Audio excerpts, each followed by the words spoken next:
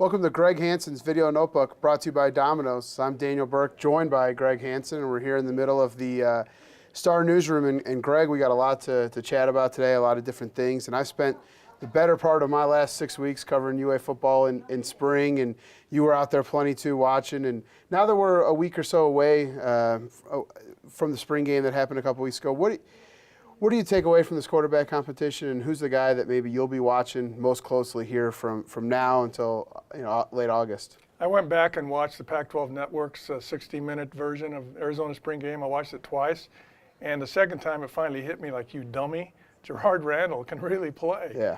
And that, to me, that's what I'm saying right here. Gerard Randall in August will make a push, and I think sometime next year Gerard Randall will be Arizona's quarterback of next year and the future. Well, it's easy to see why Rich Rodriguez and his coaching staff likes him so much. I mean, to me, he's the closest thing they have to a Denard Robinson, a Pat White, and he has that rocket arm. I mean, there's certainly a lot to like with this guy for reason to believe that. He's got the legs to make a play, and I think he's got the best arm of the group easily. Scroggins has a good arm, yeah, but those two guys have the arm. Solomon and Connor do not. Right. So that stood out to me, hit me in the middle of the forehead that Gerard Randall is a player. No wonder he was going to go to Oregon and then winds up at LSU. That just doesn't happen. Yeah, you have to be good to go to those schools, no question.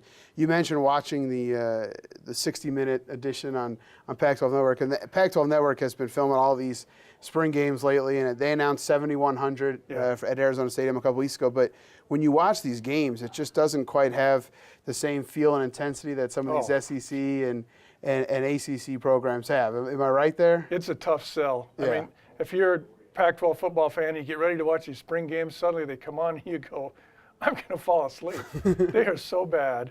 And the coaches aren't going to show you anything anyway. But what really gets me is the culture of Pac-12 football. Yeah. There's nobody there. There's nobody there at these games. There might be for the Oregon game coming up. They might draw 25,000 or 30,000. But in the Pac-12, ASU announced record crowd. It was 8,000. That's unbelievable.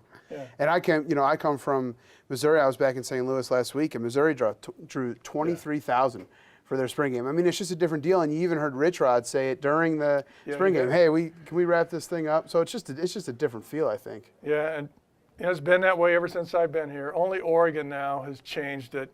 Here we are.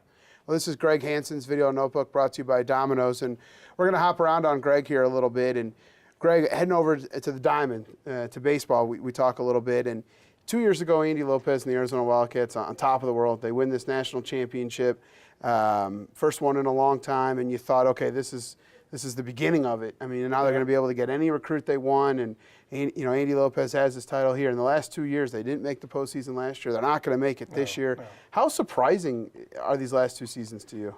I would have lost money if I bet. It reminds me of the movie Major League when Bob Uecker says the Indians are blank.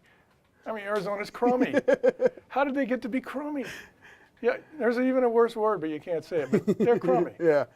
It's been really surprising to see. And on the other hand, softball's kind of back into the national spotlight.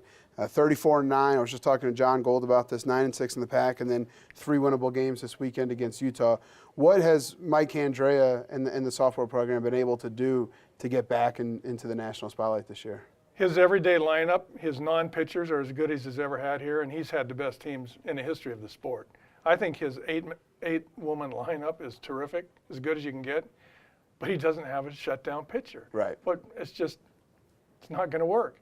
They lead the conference in walks. That's not going to work. But now they're going to play Oregon next week, I believe, and Oregon's #1. We'll see if their pitchers can rise to the occasion late in the year. That's the whole thing. All right, that's going to do it for this edition of Greg Hansen's Video Notebook, brought to you by Domino's. For Greg Hansen, I'm Daniel Berk, saying thanks for watching, and we will see you soon. At Domino's, we're slowing down to make our handmade pan pizza the right way, taking our time to hand press the fresh dough into the pan, adding 2 layers of cheese, and slowing our ovens down to get the crust golden and crispy.